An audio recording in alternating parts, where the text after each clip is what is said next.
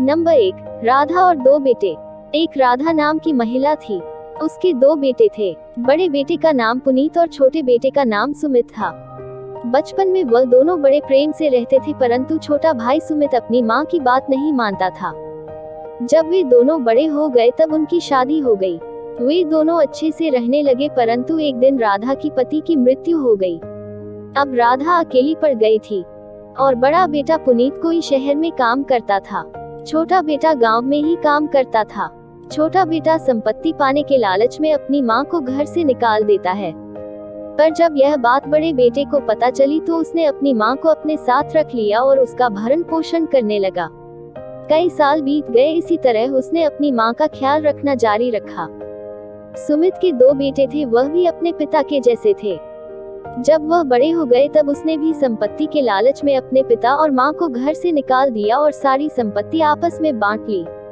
और उसने अपने पिता से कहा, जिस तरह उसने अपनी मां को घर से निकाला है, उसी तरह एक दिन नियति ने भी उसे घर से निकाल दिया। तब सुमित को अपनी गलती का पछतावा हुआ। तब तक बहुत देर हो चुकी थी। सीख: हमें अपने माँ पिता का हमेशा सम्मान करना चाहिए, चाहे उनके पास कोई धन हो या ना हो। उनके प्रेम के सामने धन बहुत ही छोटी चीज है।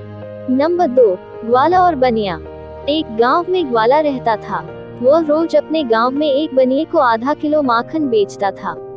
एक दिन बनिया अपने घर गया और उसने सोचा कि आज मक्खन तोल के देखता हूँ, ताकि पता चल जाए कि मुझे सही मात्रा में मक्खन मिलता है या नहीं। उसने वजन किया तो पता चला कि मक्खन आधा किलो से कम था। इस पर बनिए को बहुत गुस्सा आया और वो उस ग्वालों को कोर्ट में ले गया। कोर्ट में जज ने ग्वाले से पूछा, तुम मक्खन को तोलने के लिए क्या इस्तेमाल करते हो? ग्वाले ने जवाब दिया, हुजूर, मैं अनपढ़ हूँ, मेरे पास कोई आधा किलो का बाट भी नहीं है। जज ने पूछा, तो तुम मक्खन को कैसे तोलते हो? ग्वाले ने जवाब दिया, हुजूर, मैं बहुत समय से रोज इस बनिए की दुकान से आधा किलो आटा खरीदता हूँ और जो भी आटा लाता हूँ उसके बराबर मक्खन तोलकर इस बनिए को दे देता हूँ। अगर कोई दोषी है तो वह बनिए खुद है जो मुझे रोज कम आटा तोलता है।